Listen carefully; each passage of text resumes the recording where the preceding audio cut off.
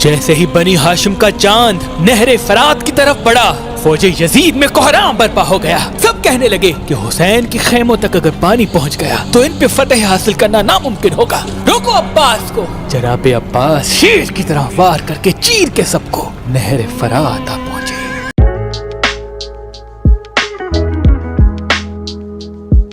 عشق آواز جو ایک بار اثر کرتا ہے، پھر لہو بن کر وہ نسلوں میں سفر کرتا ہے۔ لفظ کی شکل میں احساس لکھا جاتا ہے، میں وفا لکھوں تو عباس لکھا جاتا ہے۔ اللہ کے شیر کو علی کہتے ہیں اور علی کے شیر کو عباس کہتے ہیں۔ بسم اللہ الرحمن الرحیم۔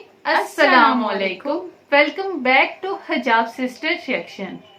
تو چلیے دیکھتے ہیں حضرت عباس کی شہادت میدان کربلا میں۔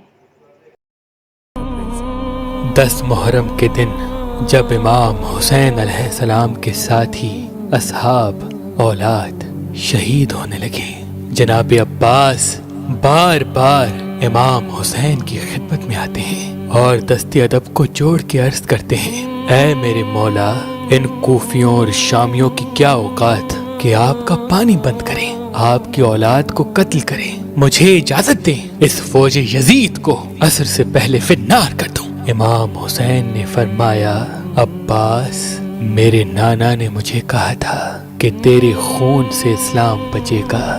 لوگوں نے خیبر و خندق و بدر و احد میں بنی ہاشم کی شجاعت دیکھی ہے، لیکن کربلا میں بنی ہاشم کا صبر دیکھے گی۔ عباس صبر کرو۔ جناب عباس اپنی وفا کو آنکھوں میں تھمائے دیکھتے رہے اور لاشیں اٹھاتے رہے۔ اتنی دیر میں ننھے ننھے ہاتھ لے کے بی بی سکینہ جناب عباس کے پاس آئی اور کہنے لگی، چچا عباس، 3 دن گزر گئے، میں نے پانی نہیں پیا۔ چچا، میں سب کی پیاس دیکھ کے صبر کرتی رہی، اگر اصغر کو پانی نہ ملا تو وہ تڑپ تڑپ کے مر جائے گا۔ چچا عباس، تھوڑا سا پانی لے کے آئے تاکہ میں اصغر کو پلاؤں، شاید میرا اصغر چند دن اور زندہ رہ جائے۔ بس یہ کہنا تھا۔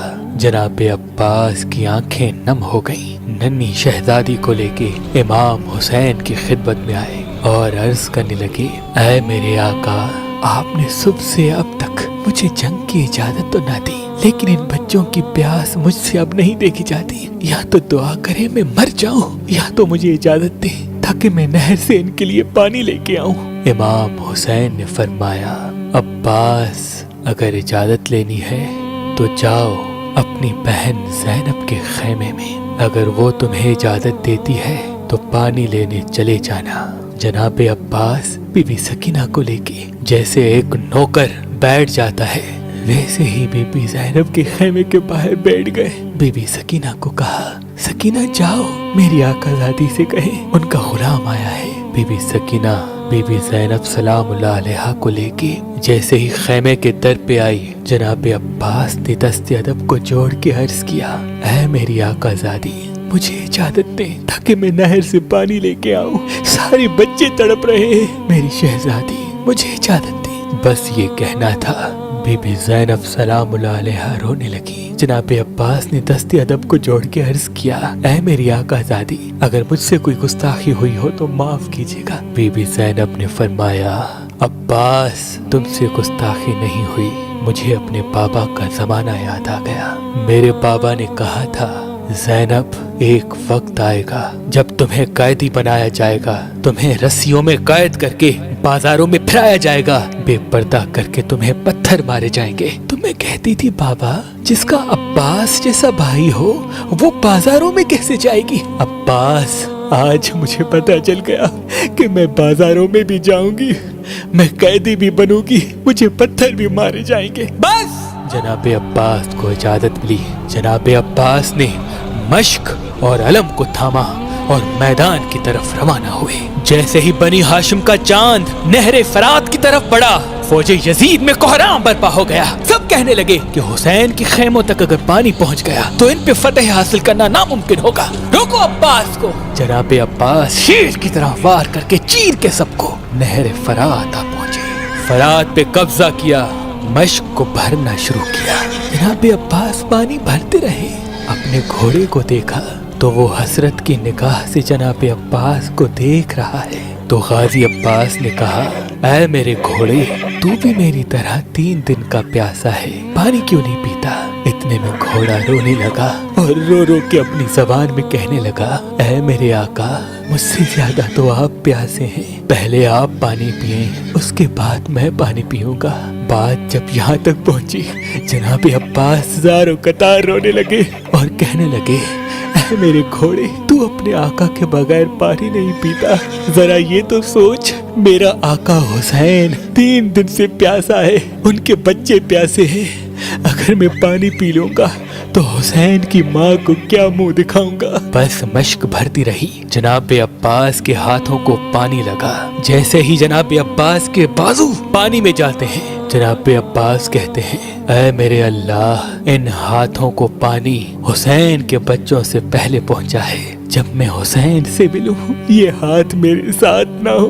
बस शहंशाह वफा मश्क को भर के अलम को लेके खैमे की तरफ बढ़ते हैं। फौज यजीद में हलचल मच गई। हर कोई ये कहने लगा, जो करीब जाएगा वो फिन्नार होगा। दूर दूर से तीर चलाओ, भाले फेंको, नेज़े फेंको, कुछ भी हो जाए, बस पानी खैमे तक न जाए। बस हजारों तीर जनाब अब्बास पे चला दिए। जनाब अब्बास तेज तेज खैमों की तरफ बढ़ने लगे।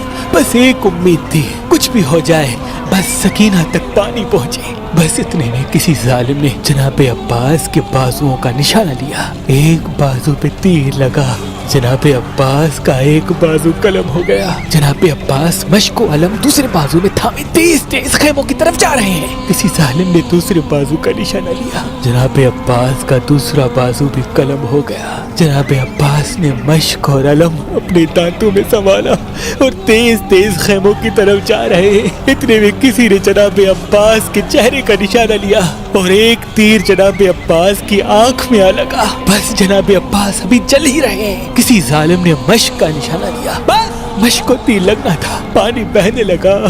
जनाब अब्बास बहते हुए पानी को देख के नाउमीद होते हैं। इतने में कोई जालिम जनाब अब्बास के सर पे वार करता है। जनाब अब्बास घोड़े की जीर से जमीन पे आते हैं। वहाँ खैमों में इमाम हुसैन और बीबी ज़ैनब दूर से जनाब अब्बास के अलम को देख रहे हैं कि अलम कभी दाएं, अलम कभी बाएं। जब अलम गिरने लगा तो बीबी ज़ैनब ने कहा, ऐ अल्लाह, आज इन जालिमों ने इस्लाम का परचम गिरा दिया है। ऐ मेरे अल्लाह, ऐसी कौम बना जो गाजी का परचम बुलंद करे, इस्लाम का परचम घर घर लगाए। मौला हुसैन ने जैसे ही अलम को गिरते हुए देखा, दौड़ते हुए जनाब अब्बास के पास गए। जैसे ही करीब जाते हैं, जनाब अब्बास के सर मुबारक को अपनी गोद में रखते हैं। इतनी देर में जनाब अब्बास अर्ज करते हैं, ऐ मेरे आका, मुझे माफ करना, मैंने कोशिश तो बहुत की लेकिन सकीना तक पानी न पहुंचा सका। इमाम हुसैन ने फरमाया, अब्बास, अल्लाह की मर्जी है कि हम प्यासे मारे जाएं ताकि हमारी प्यास को कयामत तक याद रखा जाए। जनाब गाजी अब्बास ने कहा, ऐ मेरे मौला, मैंने जिंदगी में आपको कभी कोई तकलीफ नहीं दी, अगर आपकी इजाजत हो तो आज कुछ कहना चाहता हूँ। इमाम हुसैन ने रो के कहा, अब्बास, मांग मेरे भाई, क्या चाहिए? जनाब अब्बास ने फरमाया, ऐ मेरे आका, मैंने अपनी वालदा से सुना था कि जब मैं पैदा हुआ सबसे पहले आंखें खोल के आपकी जियारत की। ऐ मेरे आका, आज मैं ये जहान छोड़ रहा हूँ और मैं चाहता हूँ कि आखिरी वक्त में भी आपकी जियारत करूँ, लेकिन मेरे मौला, मेरी एक आंख में तीर लगा है और दूसरी आंख में खून भरा है। मेरे आका, अगर आपको तकलीफ ना हो तो मेरी आंख से खून साफ करें ताकि मैं आपकी ज़ियारत कर सकूं। इमाम हुसैन ने जनाब अब्बास की आंख से खून साफ किया।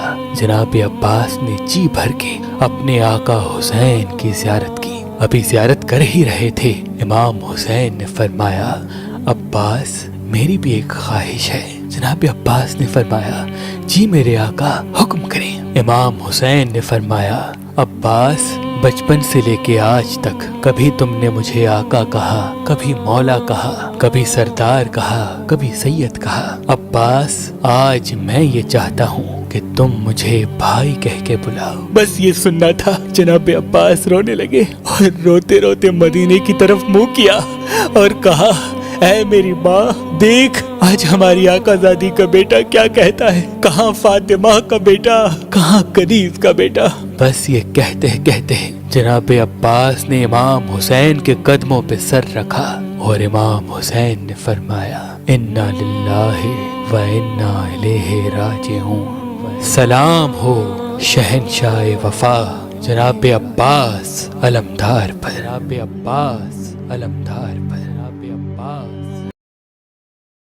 سلام ہو ایسے شہید پر، سلام ہو حضرت عباس پر۔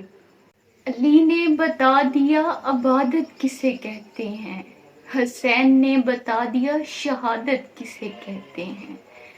جنگ کی اجازت نہ ملی حسین سے، ورنہ عباس بتاتے قیامت کسے کہتے ہیں۔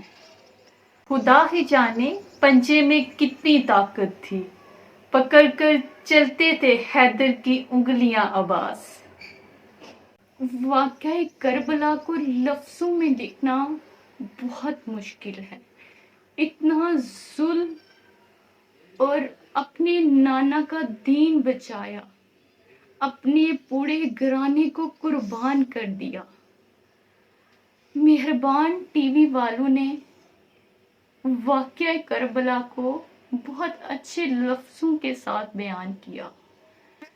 اللہ تعالیٰ ان کو اور کامیابیاں دے۔